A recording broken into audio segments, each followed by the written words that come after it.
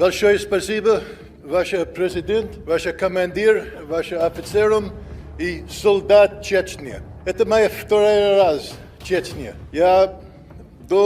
Мой первый раз, когда человек говорит, почему вы хотите визитить Чечню? Я говорю, надо визитить. Почему? Потому что сейчас вся Америка, вся Европа, люди только знают, когда я говорю Чечня, она думает, это страшный человек. There he is, live and in person after addressing 25,000 troops in Chechnya, which we discussed the other day right after our favorite weapons inspector did it, but we didn't have the footage yet. But today we do for episode 127 of Ask the Inspector on January 9th, 2024. Greetings to our beloved audience. We have Yelena backstage and Scott Ritter live in Russia. How are you, sir? I'm doing great, thanks. How are you? I'm at the top of my game. You look very festive today.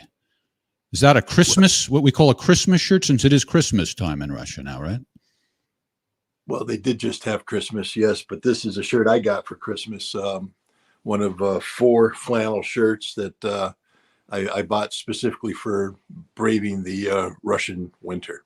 So, all right. And in the spirit of the season, I noticed that you went to see The Nutcracker, a famous Russian opera. There you are with your daughter, Patricia, whom I like to call Patty, and your gracious host, Alexander. How was that? It was fantastic. Look, Nutcracker was written in 1892 by Pyotr Tchaikovsky. Tchaikovsky was born in Votkins, which is a city that I worked in as a weapons inspector in the former Soviet Union. The Nutcracker was performed for the first time in the city of St. Petersburg. It's a Christmas story, and it's become a Christmas tradition. So to see Tchaikovsky's Nutcracker performed in St. Petersburg on Christmas Day is just like, what the hell is going on here? Well, I was wondering, after the excitement of addressing 25,000 troops, I was wondering if everything would be anticlimactic after that point. But no, the excitement continues to be sustained, yes? It's not just that, but right before that Christmas, from the 6th to the 7th, Christmas Eve into Christmas, Alexander Ziriana was kind enough to get us invitations to the Orthodox, the premier Orthodox Christian Mass that was hosted by Kirill, the Pope of the Russian Orthodox. So we had literally front row seats to the elaborate. I love when you make these comparisons, so you give an idea to the Americans, what the status is. This is the Pope of Russia, and then the other day you said you went to the home of the Elvis of Russia. Elvis of Chechnya. The Elvis of Chechnya. Sorry about that. Now, I don't know if this is it. You went to someone's house and the kids were dancing. Is that the house, or is that a different house? Oh, hang on a second. Let me get rid of the audio. Go ahead. No, but the man playing the Chechen version of the balalaika right there, that is the Elvis of Chechnya. He is he's literally a rock star in Chechnya, and he invited us to his home. We had this wonderful dinner, and he, at the end, he pulled out his balalaika and started singing songs. And one of the near the end, the kids came out, and he played a song, and the kids practiced their traditional Chechen dance, and it shows a warmth, again. Oh, so sweet. Yeah, it's the very definition. Very definition. You saw 25,000 rock hard killers. All right, your audio's cutting out a little bit, and I was started to step on you a little bit there. Sorry. I was just going to say that it's just so wholesome. I mean, that is the epitome of wholesomeness, that scene. Very sweet. But getting back just for a minute to the speech to the troops, what everybody is commenting on is how you've been so coy about how well you speak Russian. You gave everybody the impression now you could just get out a couple of words here and there. But here you are on the spur of the moment with no planning whatsoever. Ваша президент, ваша командир, ваша офицером и солдат Чечни. Giving a speech that may not have been perfect, but it seemed to have been perfectly understood and perfectly appropriate. Good for you, Major. Good for you. Well, Look at all those people. What was that like, seeing all those people? oh, this was crazy. Like I said, we were at lunch and with Ramzan Kadyrov, the head of the Chechen Republic, and when you saw, remember the last time I was there in May, I was able to inspect the Presidential Guard, which was several thousand troops, which was impressive enough. And so near the end of the meal, he said, "Would you like to see the troops?" And I'm like, "Why not?" Sure. He said, "I got 25,000 of them," and I thought he meant like, that's how many I control in the whole army. And I'm like, cool, 25,000 dudes. What I didn't realize is while we're eating lunch, they sent out the general mobilization order, and literally in the streets of Grozny, these guys came pouring out of their homes with their clothes, and they assembled here. And let's just point out one thing. When American presidents meet American soldiers, all their weapons are disarmed. There's no live bullets in the rounds of the American soldiers, because we don't trust our soldiers not to shoot. Every single Chechens had live ammunition. I mean, these guys are locked and cocked and ready to rock. They got live ammunition. Those are live grenade launchers. These boys are ready to roll. And Ramzan Kadyrov is standing up there just saying, "Here I am, your leader." And they are just looking at him saying, "Yes, you are." But as we left, you see a couple dozen soldiers in your field of view as you come out of the room, lining the sidewalk, and then you make the turn and you see the first hillside, and it's covered with troops, and you're like, "What the hell's going on here?" As you go on through the rolling, forests of his palace grounds, there's more hills, and it's just covered with soldiers. Final turn, and there they all are. The entire freaking army. There it is. You're just like, and I'm just sitting there going, "What the hell is going on here?" It's and then an amazing show.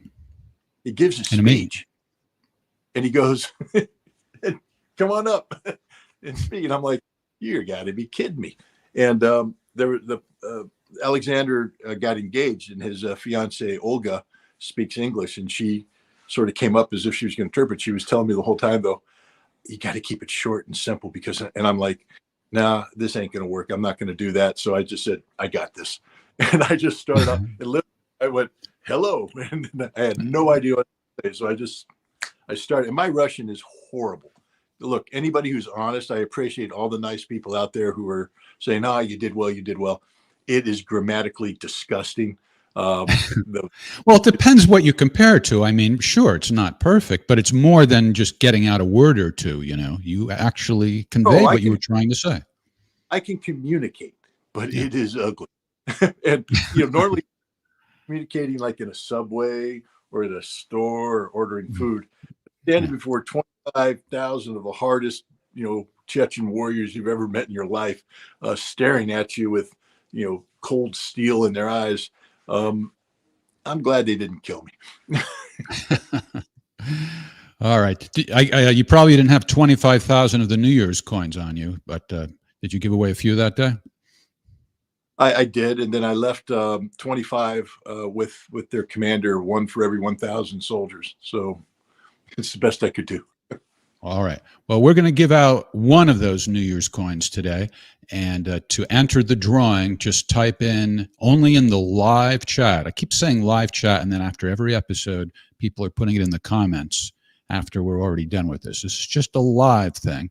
Type #coin in the live chat of YouTube, Facebook, X, or Twitch.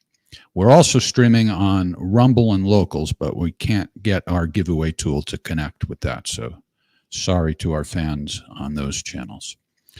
All right, Scott, let's go to the questions from our beloved audience. This is the lightning round. We do it every Tuesday, or almost every Tuesday at this time. Scott answers every question in 3 minutes or less, or he gets the whip. We're on an irregular schedule while Scott is traveling in Russia, yet here we are at the regularly scheduled time today. So sometimes it works out. The first question is from SW in Oregon, who's our resident contrarian. I'm not sure that this question is as contrarian as he often is. As the conflict in Ukraine continues, we see trench warfare similar to World War I, small gains for massive losses. U.S. military doctrine avoids this by using paratroopers or Marines to land behind lines. Why isn't Russia using them this way?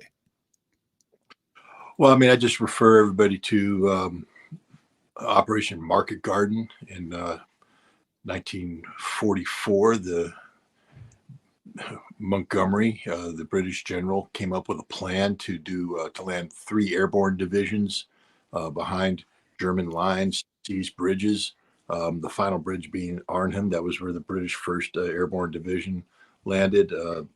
We put in the 82nd. We put in the 101st. Then a British armored column was supposed to drive in and and connect with each one of these these airborne bridgeheads. And it ended disaster. The British landed. They were supposed to land in a city that didn't have any defenders. There were 2 SS Panzer divisions refitting in the area, and the 1st Airborne Division was virtually annihilated. You can't just land forces, and you've got to logistically sustain them. The Marines, when you do an amphibious operation, we can put forces across the beach, but then we have to continuously flow supplies into them, and we can do that for a short period of time, but eventually we have to get a port facility, and then send in the heavy equipment there. It's not a simple operation. It's logistically difficult to sustain, and once you do it, you have to commit to it. And that's not Russia's goal. I mean, Russia's goal isn't to conquer territory. I think everybody should understand that. We now know this is the case because when Russia negotiated with Ukraine in March and April of 2022, they basically said, we don't want to keep any territory. It was never our goal. We'll give it all back. In fact, as a good faith measure, they withdrew from the Kiev, Sumy, Chernihiv regions, withdrew from those, gave that territory back, and they were willing to give everything back. The Donbass had declared its independence, but the Russians were willing to work with, Ukraine to get the Donbass to be incorporated into Ukraine, sort of like a Chechen-like autonomous region, where they had local autonomy, but they'd be part of a larger federation. Of course, the Ukrainians rejected this, but Russia had no intention of seizing territory. It was only after the Ukrainians rejected that and they carried out a NATO-assisted counteroffensive that Russia said, okay, screw it, hold referendum. We own these territories now. They belong to us. But Russia's goal hasn't been to, punch through and seize Ukrainian territory. The goal is the destruction of the Ukrainian military. And that's what they're doing. 500,000 Ukrainian casualties, most of them dead. What is it? Oh, I forgot the whip. It's Tuesday, the lightning round. All right. Why does it take territory? That's the whole thing. All right. The next question is from Buldak in Quebec. I find it puzzling that Ukraine's often unwilling conscripted soldiers throw themselves into suicide missions and even choose death over surrender.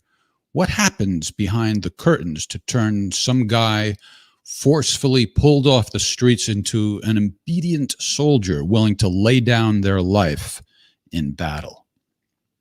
Well, first thing we have to understand is when a Ukrainian soldier is conscripted, it's not as though the entire Ukrainian military is a conscript force. There's still a large number of, despite all the casualties that Ukraine has suffered, there's still a large number of, regular forces, well-trained, etc. Just like in the German army, even though they had the Volkssturm, or the old men and the kids, there were units, regular army units that had veterans. Veterans had been around since 1941, combat-hardened soldiers. There's combat-hardened troops in Ukraine today. The fresh meat generally are taken to hold a sector of the front line, freeing up the more experienced forces to carry out the assaults. The assaults are not being carried out by these conscripts. They don't have the training to do that. The training they have basically allows them to go them into a dugout and hold terrain and do basic rudimentary defense. But the offensive operations are carried out by the more experienced troops, and so they're the ones that are being slaughtered in these attacks, and the conscripts are being slaughtered in the Russian counterattacks. Do you see these videos I was showing while you were talking? And in general, have you seen all the videos that are purported to be Ukrainian soldiers forcing people off the streets to serve in the military? Can you see that? No, yep, I've seen these over and over and over again. Yeah. Are they authentic? They appear to be, but I'm not in a position to independently corroborate the authenticity of these videos. Right. Some of them have audio, and I guess that if you understood what was being said, well, that's too much in the distance. I guess if one understands what they're said from the context of it, that might help, confirm what's going on there. But it does seem to be the case. Is that an issue that you've addressed before, Scott? What the forcing the people off the street or wherever to serve? Yeah, I mean, I've talked about it before. It's an indicator. Look, Russia's getting 1,500 volunteers a day for the special military operation. 1,500 volunteers a day. Just to put this in context, the United States military was 60,000 short of their recruiting goal. I mean, we can't recruit people because nobody wants to join the military nowadays. The Army had to readjust. The British Navy had to retire 2 ships so they could take the crews to crew up 1 new ship, but because nobody's joining the British Navy, nobody wants to join NATO. The NATO military is an empty shell. Russia's getting 1,500 guys a day volunteering to go to war to defeat Ukraine. Ukraine right now is a manpower crisis. They don't have men. They've lost them all. It's a huge front line, and they're very thinly spread right now. You're going to see a general retreat, a collapse very soon because they got nothing left to man it. They're talking about taking in women. They're talking about taking in young kids. They're talking about taking in old men, and any fighting age guys they get are being brought in unwillingly. Nobody wants to go to the front lines now because there is only one outcome: you're going to die. All right.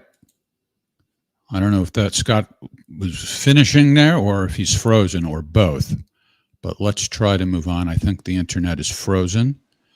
Next question is from Eric Rodriguez in Panama. And I can't read this with full confidence that Scott can hear it because are you there, Scott? I'm I'm here. Yep. Cut. All right. How practical would it be for Hamas and the Palestinian Authority to establish Gaza and the West Bank as an Iranian protectorate, similar to Puerto Rico's relationship with the USA, in an effort to address the conflict?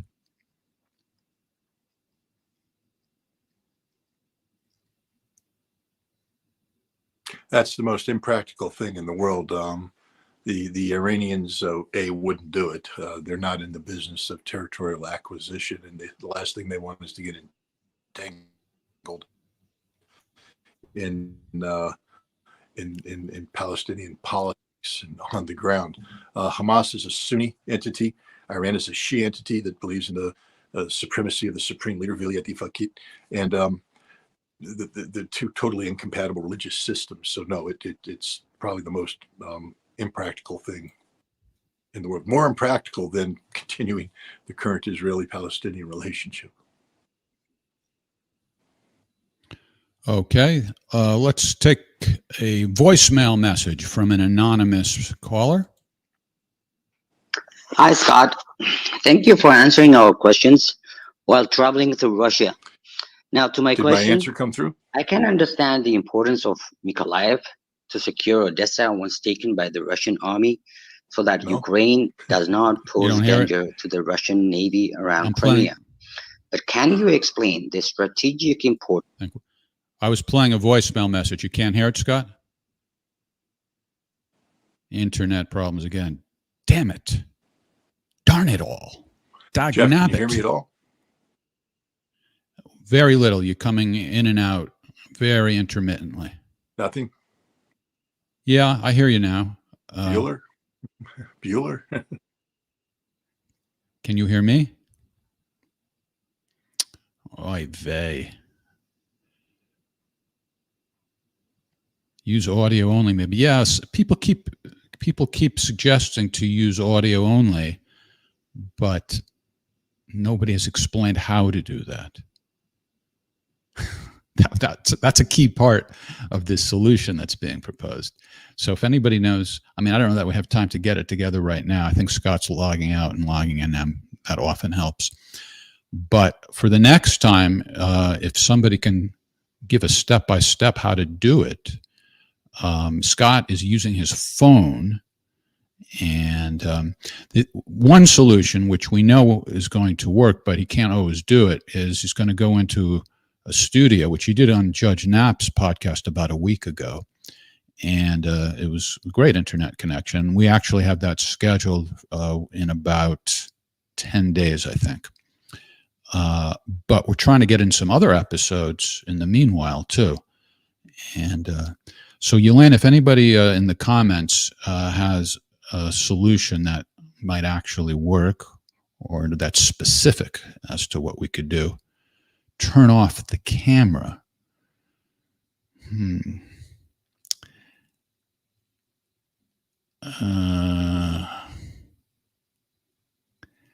Well, I guess we could get Scott to figure out how to do that on his phone. But I don't know if that's going to solve it, though. It's an internet problem. And, well, yeah, but I don't know what, you know what maybe we could do? Put him on the phone. Yeah, I don't know that his phone works from there. I was just thinking, Telegram or something like that, but that's dependent on the internet too, right? I don't know. Let's take a phone call in the meanwhile. And then I thought Scott might be, well, I think I hear him coming back. All right. It is indeed our favorite weapons inspector, so let's give it a shot. Hello, Scott. Hello. Can you see me? Yep. People are saying if you turn off the video and just do audio, that might help, but that would kind of require you to know how to do that, right? Don't assume I have any knowledge of anything. I disabled the VPN, so hopefully this will keep it stable. All right. Let's do our best. I was playing a voicemail message before when we lost each other, so let's try that one again. Hi, Scott. Thank you for answering our questions while traveling through Russia. Now, to my question, I can understand the importance of Mykolaiv to secure Odessa once taken by the Russian army so that Ukraine does not pose danger to the Russian Navy around Crimea. But can you explain the strategic importance of the further northeast oblasts, Dnipropetrovsk and Kharkiv? Also, does the Ben Gurion project play a role in the recent Israeli incursion into Gaza? Thank you so much. There goes Scott, the dreaded spinning wheel. Well, hit the video image. What does that mean, hit the video image? People are just making stuff up. Hit the video image. Hey there. We don't have Scott right now, but you want to tell me what your question is or just say hello while we're waiting for him to come back? Who is this? Yes. My question is the following. A lot of Russians went to fight and left their job. And there is also, because of the economy of Russia is booming, there is a shortage to hire people. So would it be a good idea for Russia to propose each Ukrainian man who have a mobilization order, if they can make it to Russia, they will have a job or they will be able to study in the university rather than getting killed on the front?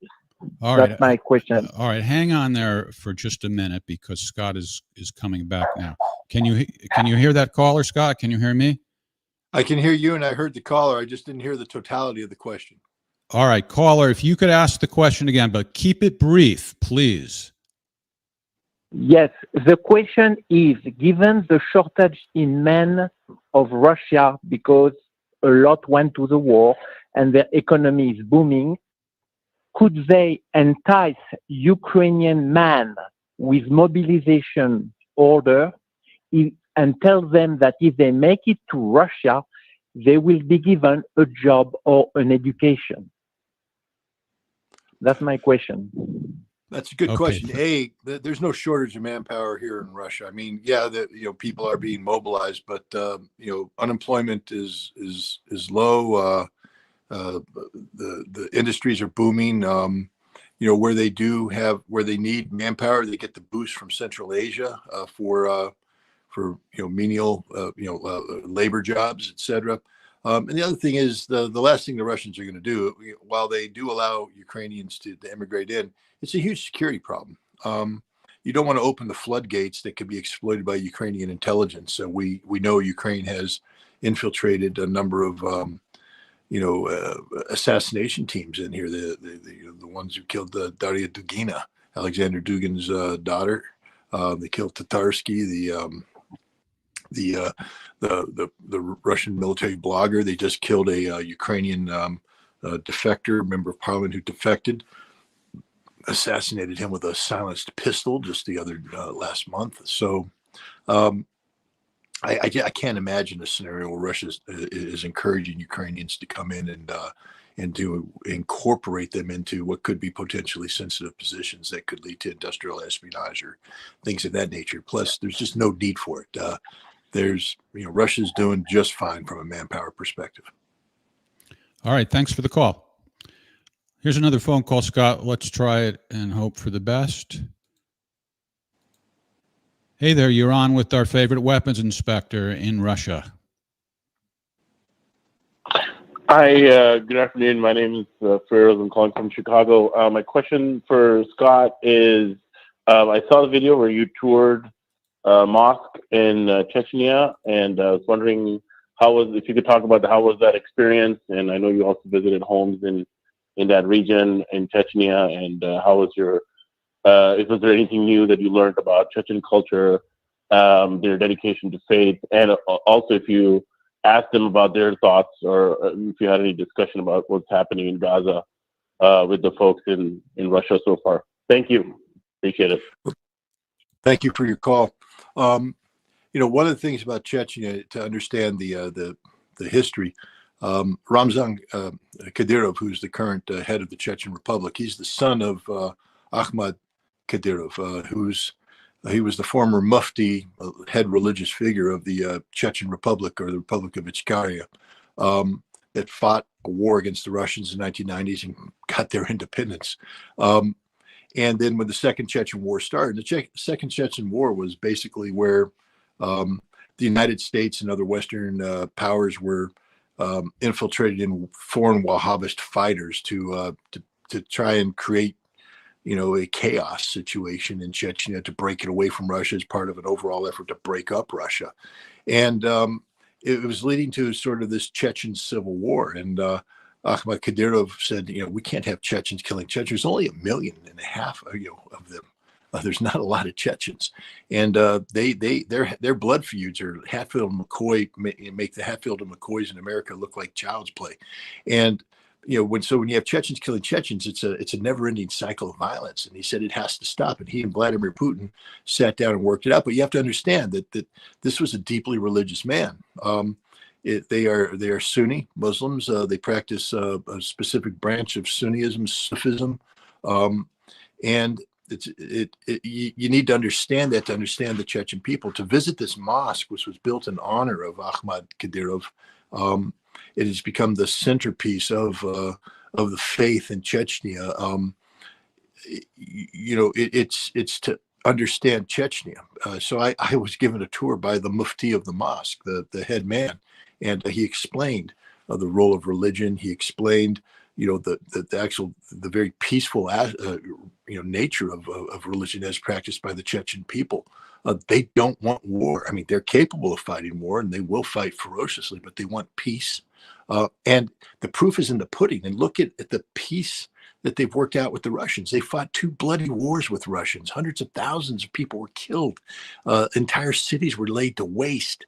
And yet today, Russia and Chechnya are not just at peace with each other, but those 25,000 soldiers that Ramzan Kadyrov assembled, they're fiercely loyal to Russia and Vladimir Putin because they recognize that Vladimir Putin's leadership, together with the leadership of Ahmad Kadyrov, helped create the reality of modern Chechnya, this thriving community that has rebuilt itself from the ashes. So, and Islam is at the very core of that. And it's you can't understand Chechnya unless you understand Islam. And touring that mosque and listening to the Mufti explain the role of Islam in Chechnya was a very enlightening experience for me. All right. The next question comes from Anonymous in the Republic of Korea. I believe my country should disband the USFK. That stands for United States Forces Korea, Scott, in case you didn't know, and unconditionally surrender and unify with the DPRK, Democratic People's Republic of Korea, and our weak economy is overly dependent on I'm sorry, did I skip a sentence there? Let me say that again. I was getting too cute with explaining the acronym. I believe my country should disband the USFK and unconditionally surrender and unify with the DPRK because our military is unable to protect the country from the DPRK and our weak economy is overly dependent on trade with the US, Japan, and China. I believe multi-party liberal democracy is a failure, and single-party socialism advocated by the DPRK is the superior form of government. Do you agree? Look, I don't agree. I mean, I think, to each his own, I should say. North Korea is a state that developed in the aftermath of the Second World War as a communist state, a Stalinist-style communist state, and it's maintained that single-party structure, the strong leader.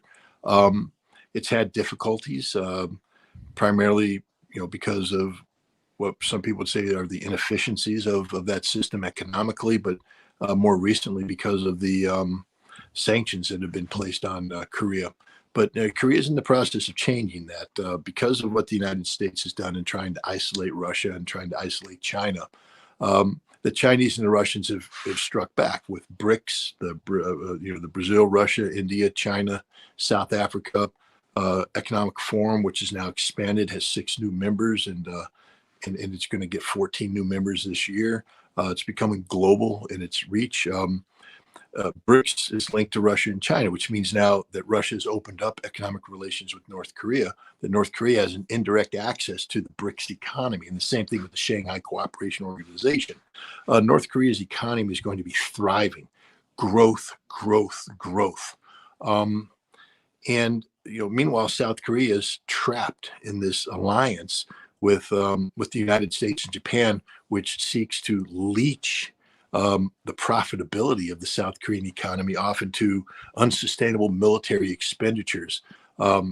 South Korea will never be able to build a military capable of defeating the North Koreans.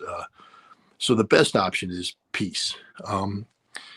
South Korea's got to figure out this on their own, and I think they will. They had a President Moon, that was pursuing peace, but because of the horrible policies of the United States, there's political change or momentum change domestically in South Korea. They now have a hardliner, but he's going to fail because he can't sustain this. So it'll go back, and hopefully they'll find an equilibrium politically that allows them to re-engage with North Korea.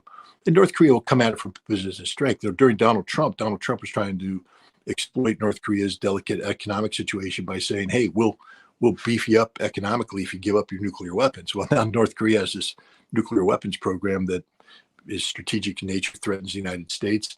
And because of the open economic relations with Russia and China, they have economic growth potential that's, unmatched. And so I don't think North Korea is going to be, looking for the West to come up with a solution where they're going to do their own thing, and it's going to be the West that's going to hands and knees to them.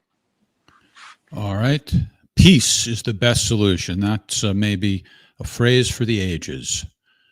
Keith in Denmark, do you think the U.S. is lying about Russia using North Korean long-range weapons in order to justify sending Ukraine NATO long-range missiles, i.e. missiles that can strike inside Russia? No, I think that it was clear. First of all, when you say long-range weapons, I mean, it's what the definition of long range is. But it was clear that the Russians had agreed to purchase some North Korean heavy multiple launch rocket systems. And it appears that they have done so. And they're employing these weapons.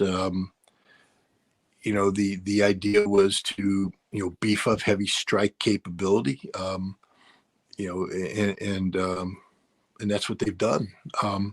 Russia has some very capable systems. Russia's industry is producing them, but I think these are a type of weapon, area saturation with multiple launch rocket systems that they can hit deeper in to take out enemy troop buildup areas. It's something the Russians, maybe had a gap in, and so they've filled that gap, and they're using the weapons just like they used Iranian drones, the Geranium-2s, the Shaheeds. The West can nitpick all they want. Russia's kicking the living crap out of the Ukrainians, and it just doesn't matter. The West, no matter what the West does, it isn't going to be enough. Russia has won this war. They're going to win this war. There's nothing the West can do to stop that outcome. Next question is from, no, that's the same question. Next question is from Violet in the USA. Which country do you think is the main player in the Middle East that has historically prevented things from being totally in favor of the USA and Israel? Which of the countries that have recently said they support Palestine really mean it?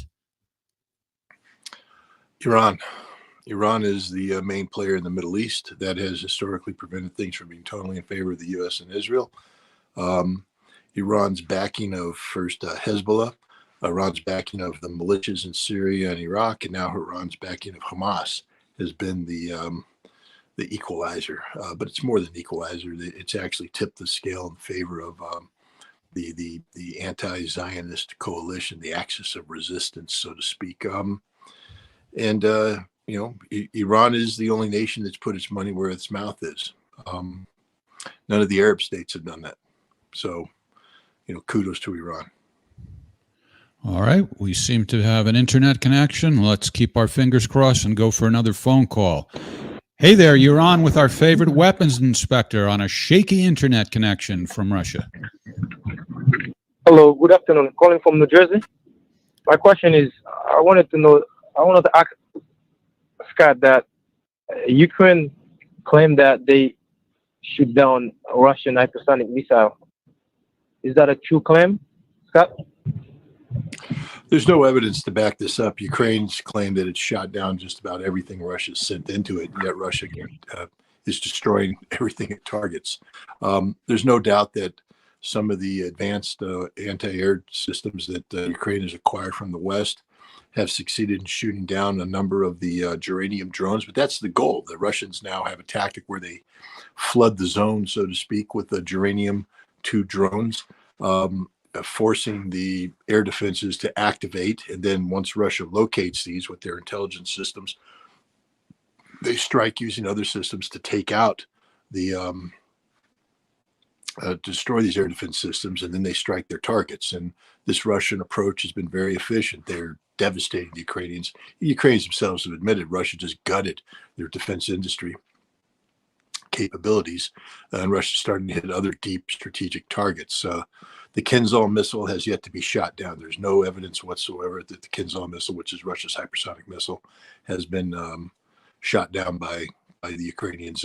When the Ukrainians provide physical evidence, it's not the Kinzhal missile. It's something totally different. So, no, the Ukraine hasn't shot down any Kinzhals.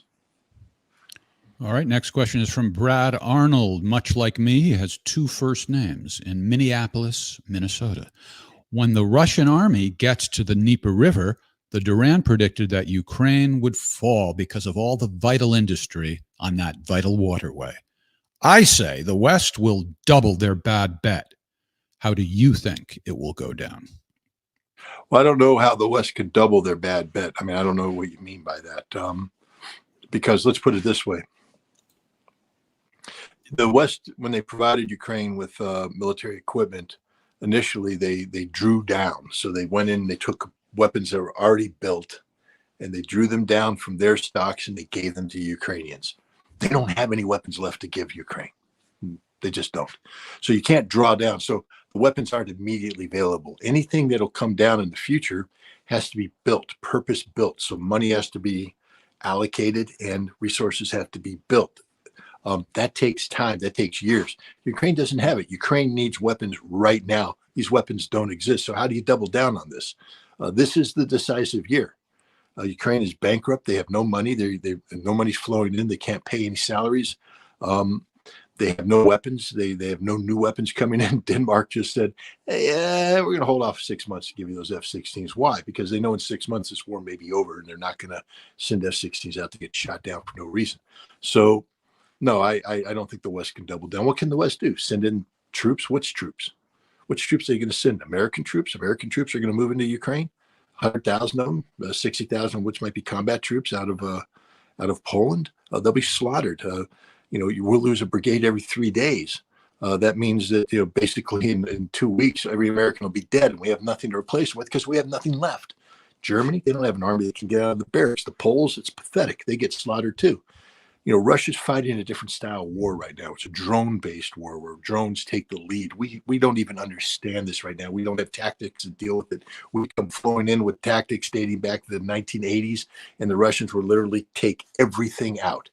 So until we redefine our way of doing warfare to meet this new reality, it's like, you could have the finest cavalry in the world, and that might have been good in 1870 or 1880. But in 1914, with the finest cavalry in the world, when you charge forward and they brought out the machine guns, your cavalry got wiped out, got killed. The way Russia deploys drones and employs drones today is the machine gun to NATO's cavalry. All right, Scott, let's try to get a few more questions in before we do the coin giveaway. And this is the New Year's coin that Scott is giving away to various people in Russia while he's traveling around.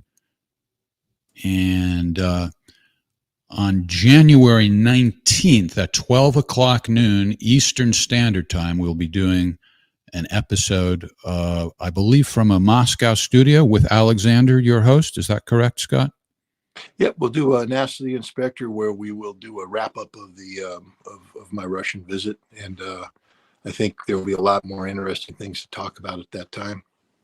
All right. So January 19th at 12 noon. Hopefully we'll do some one or two things between now and then, but I just want to tell people that's already scheduled, and we can pretty much rely on a good internet connection for that episode at least. Brian Egger in Wales. I remember reading about a year or so ago about how 2,000 ISIS fighters were taken from one of the camps and flown by U.S. helicopters to Afghanistan and close to the Iranian border. What has happened since then, and could this be linked to recent events?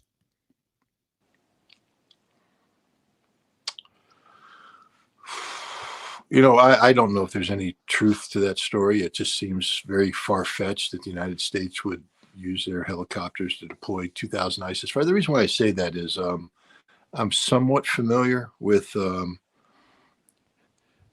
U.S. covert helicopter operations, and I know what it takes to do a black helicopter mission. And 2,000 ISIS troops ain't a covert mission. I mean, that is about as overt as it gets. So it's a little far-fetched. And, I know there's a lot of conspiracy theories about how the United States created ISIS, and I happen to agree that we did facilitate the creation of ISIS, but it was more of an act of omission as opposed to an act of commission. What I mean by that is we sort of let ISIS happen as opposed to actually create ISIS. And so the idea that we have some sort of command and control authority over ISIS, I'm not buying. What we do is again we allow things to happen that we could otherwise prevent, and so we let ISIS get away with things that we normally would interdict, but we don't in this case, and we may have other entities being allowed to supply ISIS with intelligence and things that they to carry out the attack, for instance, that they carried out in Iran, or they claim to have carried out, but they would have done that in concert with CIA controlled resources in Iran, but not with direct CIA. I mean, I don't think a CIA person met with an ISIS person. I think a CIA controlled Iranian resource was given permission to work with ISIS to do this, but the CIA sort of went, we're hands off on this one. I hope that answered the question. All right, let's take another question. This is from Alex G. in Los Angeles. Would you please evaluate the possibility of Iran possessing a conventional first strike capability against Israel's ground-based nuclear forces? I had a discussion with an extremely senior Iranian government official, maybe the highest level of Iran, and we talked about Iran's conventional deterrence. I spoke about how the world is fearful of a potential Iranian nuclear program, et cetera, and I brought up the importance of conventional deterrence, and does Iran seek to possess that? And the short answer was yes. Iran, in pursuing its ballistic missile capability, is pursuing a deterrent capability. To have the hypersonic, long-range hypersonic strike capability gives Iran first strike potential against Israel, against the United States, against United States forces in the region. Are these weapons strong enough to take out the Israeli bunkers where these weapons are stored, or the silos? I don't know. I think their weapons are more geared towards striking other strategic targets, like government targets, infrastructure targets, etc. On the belief that that's what's going to deter Israel, the certainty that Israel would be destroyed through conventional weapons, as opposed to trying to preemptively destroy Israeli nuclear weapons. Because understand this, Israel has submarines as well, and those submarines are equipped with cruise missiles that have nuclear warheads. So even if you take out the ground-launched missiles, you're going to get nuked. So the idea is to convince Israel that even if they fire a nuclear weapon against Iran, that Iran has enough conventional power to physically destroy Israel. Therefore, the balance of terror offsets one another.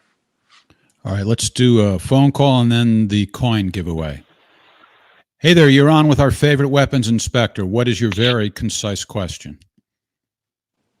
Hi there. Calling from Germany.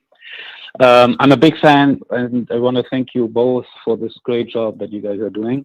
Thanks a lot. I have 3 questions. No, one question. Okay, Kidira. I felt, did he have did he suffer embarrassment because of the fact that he exposed his weakness in the public about, trying to get his family off? I mean, I felt very bad also that Scott was in that position. But how do you feel about it, and will it have repercussions for him that he tried to do that? Okay, thanks for the call.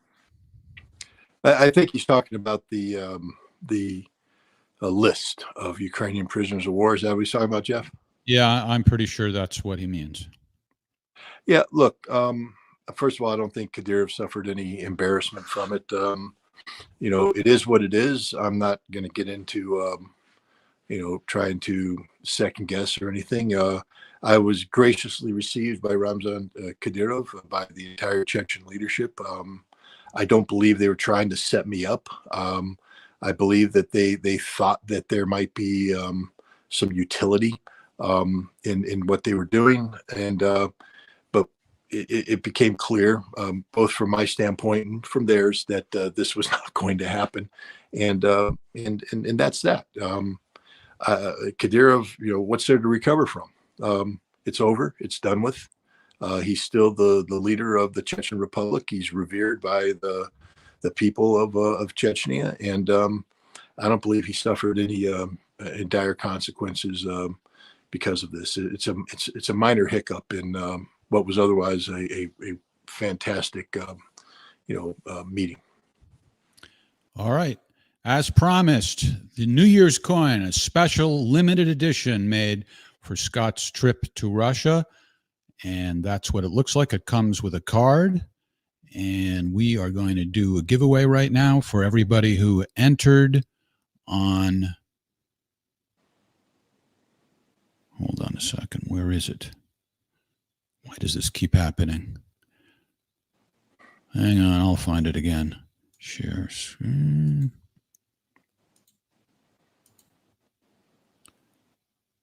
Okay, there it is. All right. So 570. As I'm speaking, even more entering. 580 people have entered this time, Scott. I think that's the most entrants we've ever had. That's a record.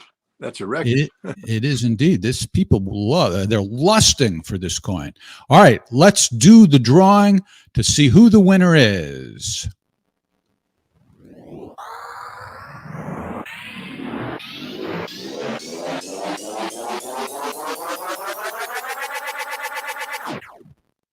And it's Lorraine Taleng Safi.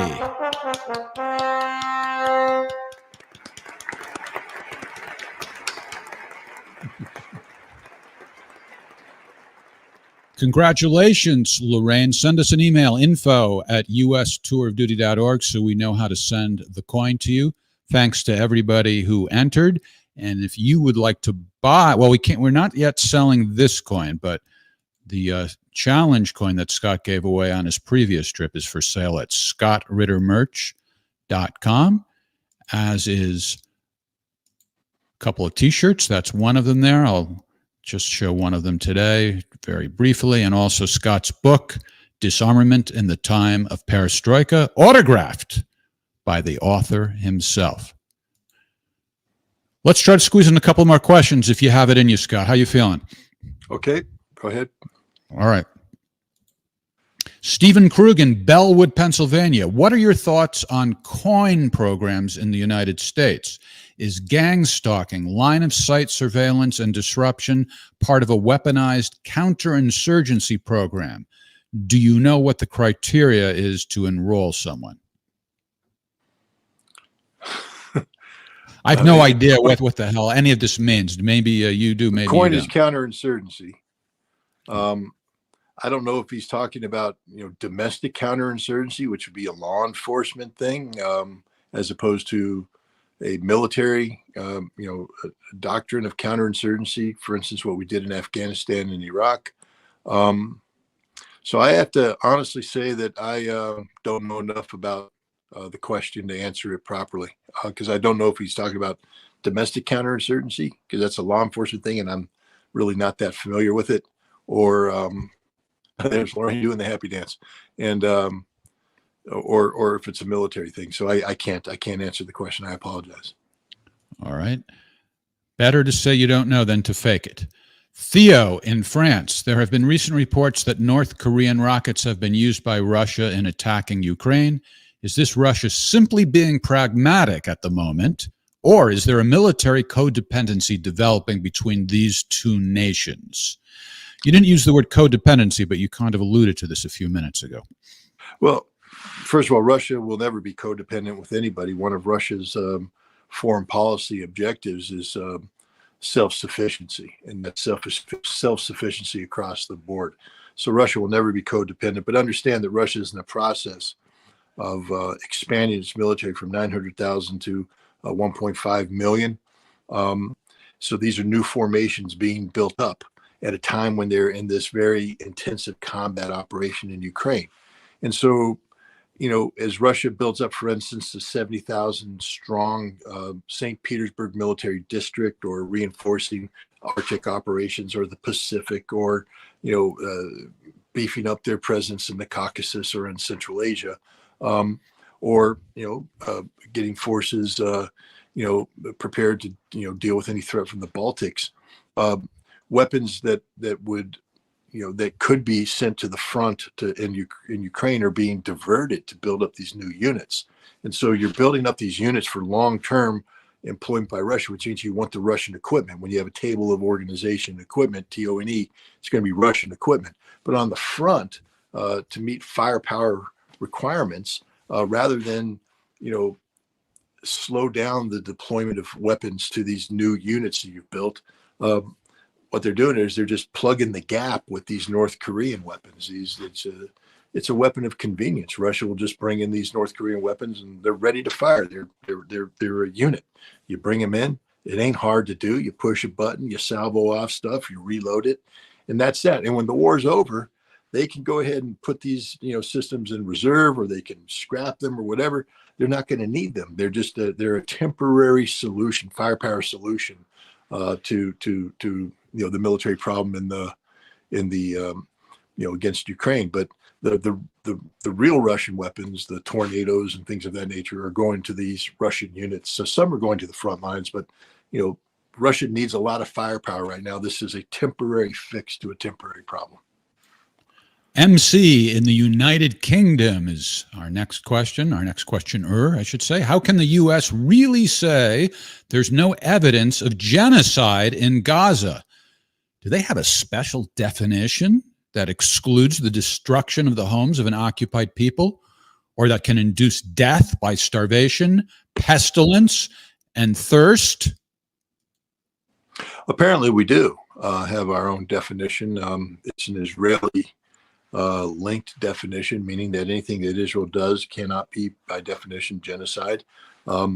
It's funny how during the Battle of Mariupol in Ukraine, Russia was accused of committing genocide against the Ukrainians with these false allegations, and accused of cutting off water, cutting off this, destroying that. All the things that Israel's doing for real, and magnified by several orders of magnitude. But with Russia, we threw that word genocide around freely. With Israel, we won't allow it to enter the lexicon. But the bottom line is Israel is committing genocide. It's a matter before the International Court of Justice, and things look pretty bad for Israel right now on that front. All right, that'll do it for this episode of Ask the Inspector.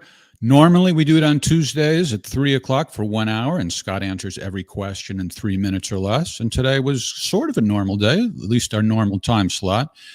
But we had to endure some intermittent outages on the internet from Russia. Hopefully the next time it'll be smoother, but we got through it. I think we answered a whole bunch of questions despite the technical challenges. Scott, is there a next date, or we're just going to play it by ear as far as when the next episode is?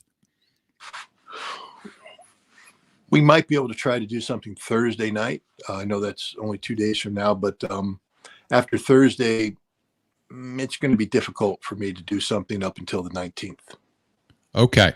Well, I'm happy to do it Thursday. If you can, let me know when you know for sure. And other than that, folks, jot down for January 19th at noon, when we'll be, or Scott will be in a studio in Moscow with Alexander, his host. He is the guy who has made this trip to Russia for Scott and his daughter possible. So it should be very interesting getting to meet him. Scott, I know, thinks very highly of him, and he's an interesting person from what I hear. So I'm very much looking forward to that. In the meanwhile, thanks to Yelena, who handled the backstage duties today for us. Appreciate that. And thanks to our beloved audience. We'll see you possibly Thursday night, but in any case, sometime soon. Take care, everybody. And thanks, Scott. Take care. Sau đó hàng 13, hàng 14 với hàng mắc 22 mỗi đơn.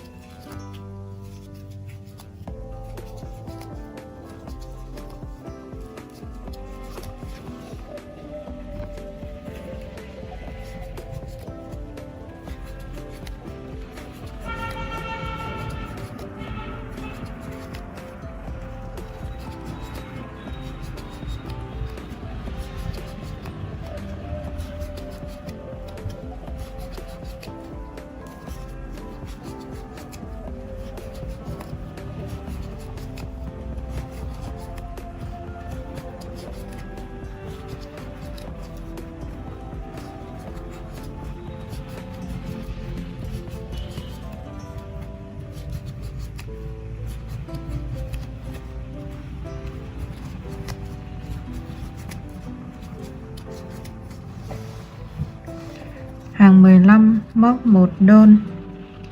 Đầu tiên móc một đơn này.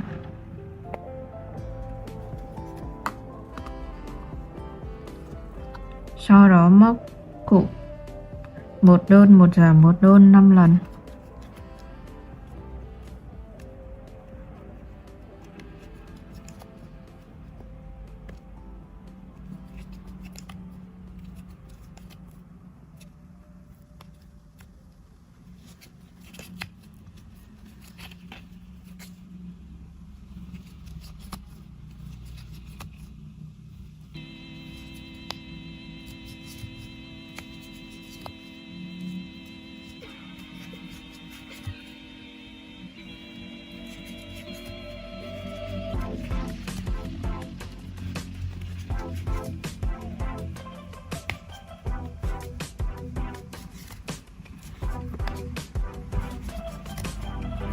Rồi cuối cùng móc một đơn.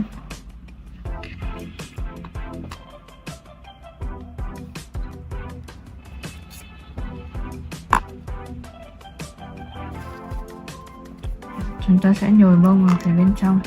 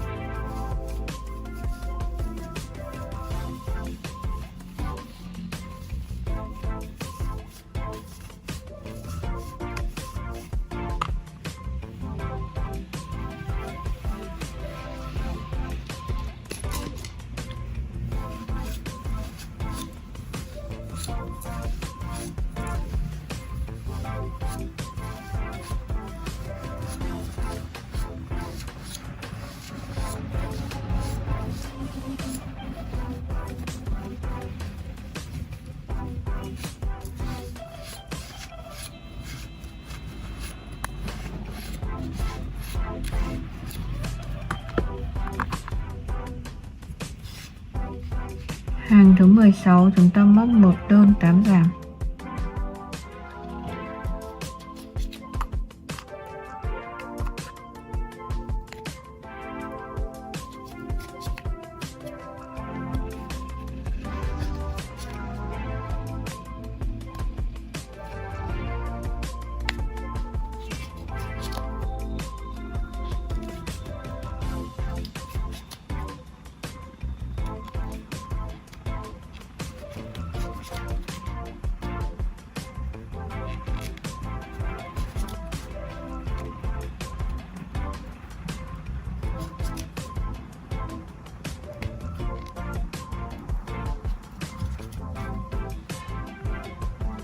Hàng 17 móc một đơn 4 giảm, một đơn 4 giảm.